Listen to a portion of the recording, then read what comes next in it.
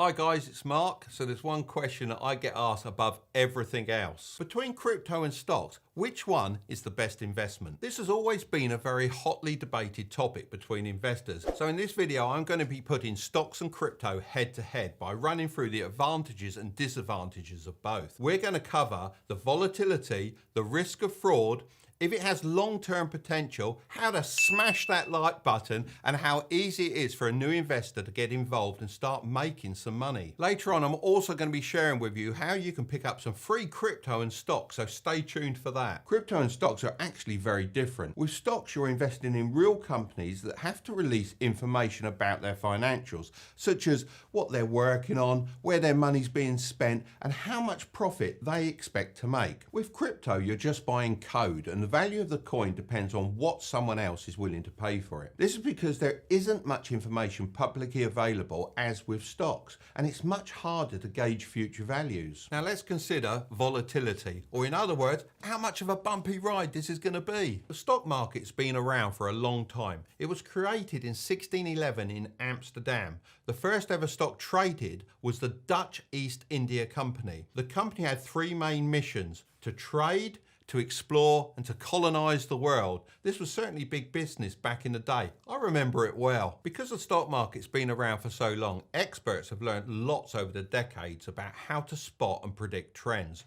Although it's not easy to predict the market, and I still believe time in the market is better than time in the market, there is no denying that some people are able to beat the system. It goes without saying that people that day trade or invest in penny stocks will see a lot of volatility, more than someone who just holds a low-cost index fund like the S&P 500. This is because this index fund allows you to invest in the top 500 companies in the USA in one easy investment, meaning that if one crashes, then the others will make up for it, leading to less movement in the price. Some people might think this is boring, and I can see why, as volatility and therefore the ability to make lots of money fast is certainly very exciting. But that's what I really like about the stock market. There are investments that suit everyone's individual risk tolerance and goals. Cryptocurrency, on the other hand, was born out of the fire of the 2008 financial crisis, so we really don't have a lot of history to look back on.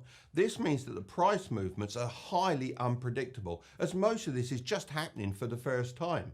Maybe in the future, when we have more data to look back on, we'll be better at predicting the trends, but at the moment, your guess is as good as mine. There's also a lot of pump and dumping in the crypto space. This means scammers can buy lots of a certain coin, then advertise it as a great investment online, pumping up the price. Then all they have to do is sell, aka dump the coin at the peak, and then it will start to crash, causing lots of people to lose money. This is really because of two different things. Firstly, anyone is able to create their own coin with little approval or even regulation.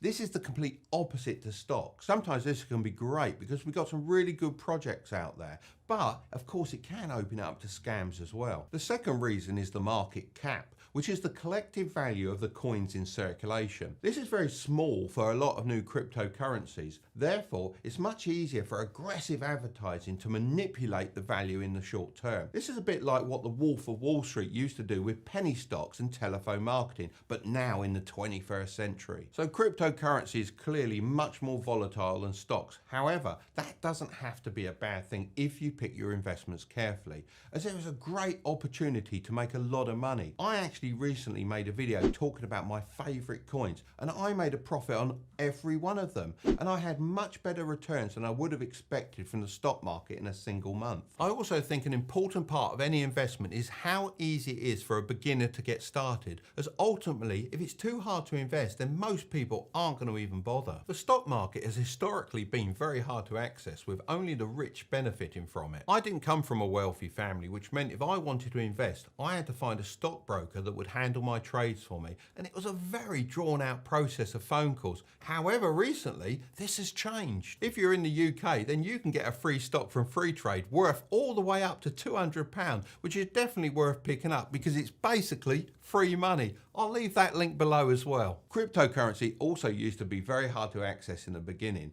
You'll often hear people wishing they'd bought Bitcoin in the early years. I know I do. However, it was almost impossible to buy as the websites that people use today didn't exist.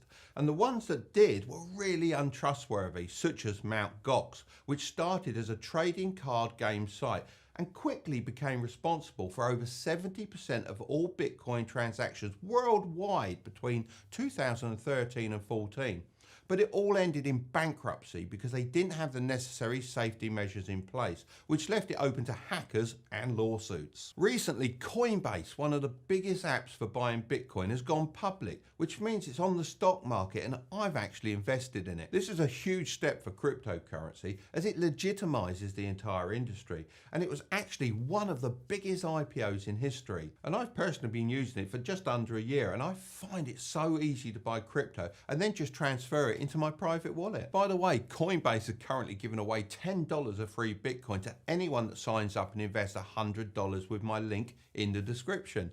This is a great way to get an instant 10% return. Whenever I consider an investment, I always look at the long-term potential. Many stock market experts recommend holding stocks for the long term. This is because it is well known that over time, the US stock market as a whole has increased in value. Let's say you invested $10,000 in an S&P 500 index fund from 1980 to 2018.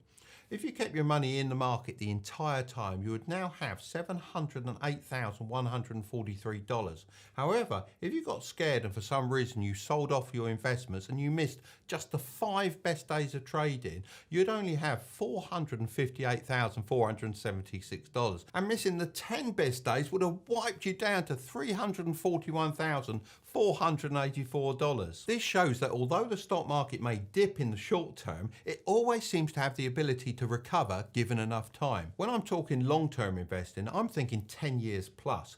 Medium term, 3 to 5 years, and short term can be as little as 1 day. And I think I've got that left. I've always thought of my investments like paying a bill. Every month I send my money off and completely forget about it. This way I've never had to touch my investments and I've not missed the best trading days. The long-term potential of cryptocurrency is not as certain. It all depends if it's embraced by the mainstream, which does seem to be happening. Cryptocurrencies have a lot to offer us, and I've often talked about Bitcoin and how lots of investors see it as a store of value, such as gold. This is because the supply is limited to 21 million coins, which in theory means the more Bitcoin is bought, the less is sold, and the supply will shrink and the demand will increase, therefore driving up the price. Ethereum is the second biggest cryptocurrency. It's aiming to create a global computing platform which allows people to launch apps which aren't controlled by a single company. They are also pioneering smart contracts which automatically fulfill the terms, which means there is no need for someone to oversee the process. I know this may sound a bit complicated, but trust me, this has the potential to disrupt so many industries, especially real estate and banking. Just imagine buying a house and agreeing the price with the owner.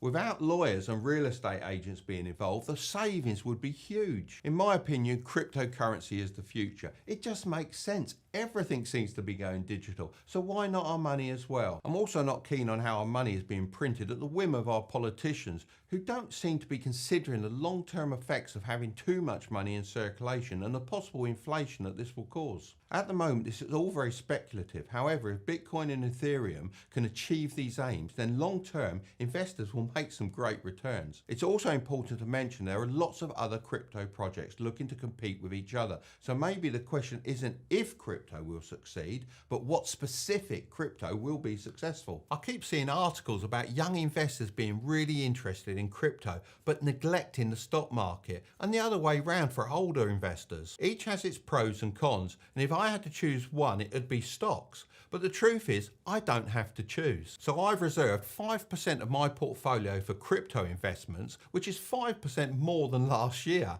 This has the added benefit of diversifying my asset classes, so I'm exposed to a little bit more risk, but also some explosive returns. This really doesn't have to be an either-or proposition. You can invest in both, and the amount of risk you're willing to take really just comes down to your age and how long you're able to invest for. So I'm going to leave the next video up here. Don't click on it just yet. Make sure to subscribe for more videos and pick up your free stocks with the links below. Okay, I'll see you over there.